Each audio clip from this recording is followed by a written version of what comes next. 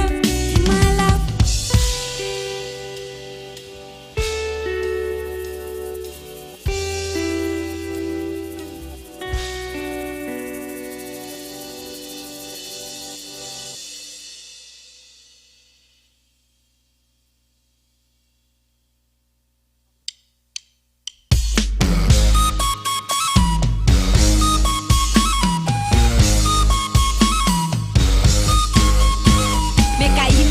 Caminé, me subí, me fui contra la corriente y también me perdí. Fracasé, lo encontré, lo viví y aprendí. Cuando te pega fuerte, más profundo es el beat, sí. Sigo bailando y escribiendo mis letras.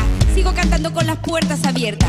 Atravesando por todas esta tierra. Y no hay que viajar tanto para encontrar la respuesta. Que no te preocupes si no te aprueban. Cuando te critiquen, tú solo di: soy yo.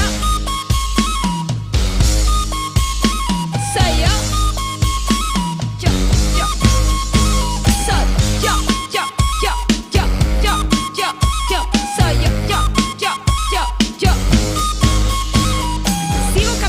Sigo riendo, hago lo que quiera, muero en el intento. A nadie le importa lo que estoy haciendo, lo único que importa es lo que está por dentro. Hey, y a mí me gusta estar en la arena, tirada en el mar sin razón, sin problema. Estar sentada sin hacer nada, mirando de lejos y estar relajada. Que no te preocupes si no te aprueban. Cuando te critiquen, tú solo di: soy yo.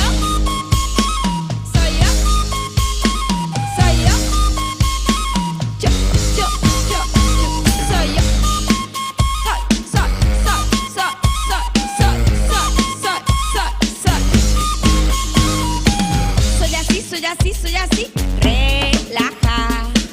Y tú ni me conoces a mí, bien, relaja. Soy así, relaja. Y tú ni me conoces a mí. You know what I mean, you know what I mean. Relaja, bien, relaja. Relaja, bien, relaja. Que no te preocupes si no te aprueban. Cuando te critiquen, solo di: soy yo. Soy yo. Soy yo.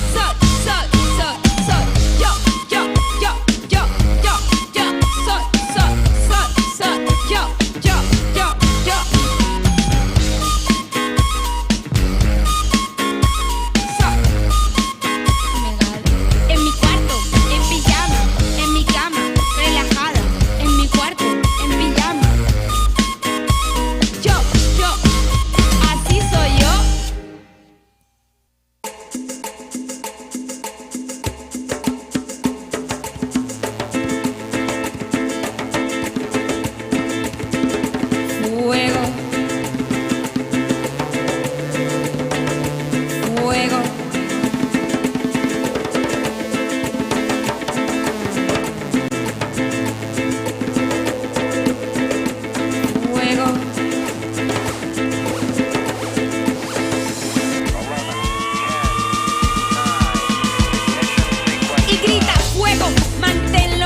prendido, fuego. No lo dejes apagar y grita, fuego. Manténlo prendido, fuego. No lo dejes apagar y grita, fuego. Manténlo prendido, fuego. No lo dejes apagar y grita, fuego. Manténlo prendido, fuego. Y no lo dejes apagar, falla. Y no lo dejes apagar.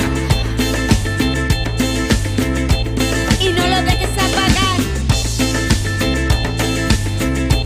Y no lo dejes apagar. Y grita fuego, manténlo prendido, fuego. No lo dejes apagar y grita fuego, manténlo prendido, fuego.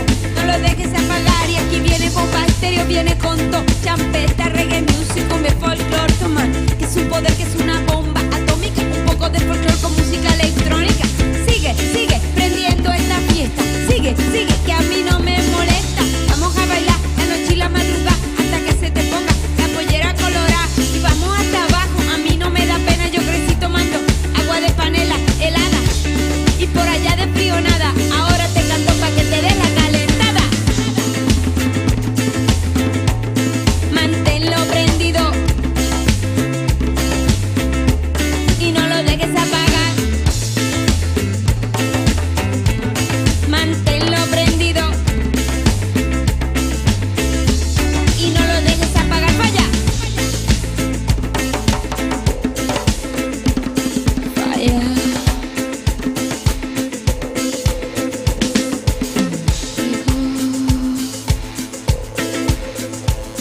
Falla. Y grita fuego, manténlo prendido, fuego. No lo dejes apagar, y grita fuego, manténlo prendido, fuego. No lo dejes apagar, y grita fuego, manténlo prendido, fuego. No lo dejes apagar, y grita fuego, manténlo prendido. Y grita fuego, manténlo prendido, fuego. No lo dejes apagar y grita fuego, manténlo prendido, fuego. Y no lo dejes apagar. Y si tú no conoces el poder en la tarima, cuando estamos sonando por aquí todo se arrima. Unos bailan, celebran, caminan, otros quieren un poquito más de gasolina. Y si tú no me conoces, no me llamo Camila, no me llamo Natalia, ni tampoco Carolina. Me llamo Lisa Hume, de la fiesta soy la dueña. Y me gusta vacilar desde que estaba pequeña. Y grita fuego, manténlo prendido, fuego. No lo dejes apagar y grita fuego, manténlo prendido, fuego. Y no lo dejes apagar, falla.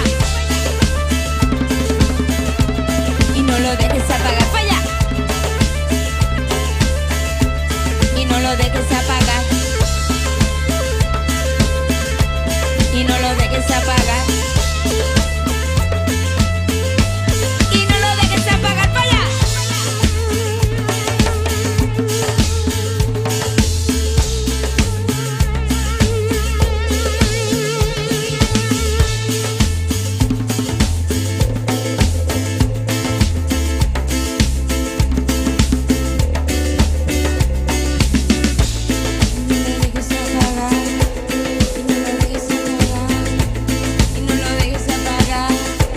Y no lo dejes apagar. Y no lo dejes apagar.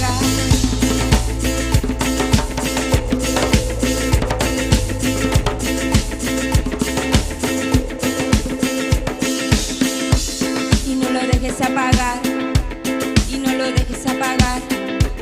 Y no lo dejes apagar. Y no lo dejes apagar. Y no lo dejes apagar. Y no lo dejes apagar. Y no lo dejes apagar. Y no lo dejes apagar.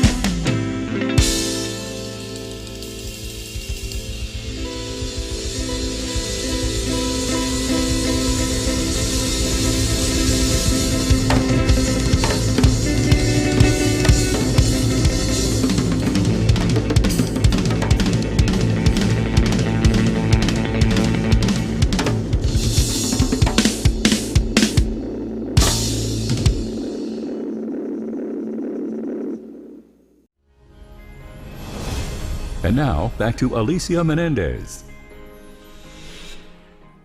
It has been an honor and a pleasure hosting tonight's gala. Although a virtual event like this is new to me, I have felt right at home here on your screen. I hope you have all enjoyed your time with us and will take away the many uplifting stories we've seen tonight and inspiration for change in our community. To close out this event, I'm going to welcome back the President and CEO of CHCI, Marco Davis. Thank you, Alicia, for being here with us this evening. I'd also like to thank our honorees and all of tonight's participants and presenters. We have accomplished so much in this time we've had together. Our 43rd Annual Awards Gala has come to an end, but our important work doesn't stop here. CHCI's commitment to our interns, fellows, and alumni will continue as they take on ever larger leadership roles in this country, leveraging our voice, nuestro poder, for the advancement of the Latino community and the nation. Even though we were not physically together, we have been juntos apart, and I, for one, have enjoyed tonight's virtual event enormously. I hope you all have too. Buenas noches, and please stay safe and healthy.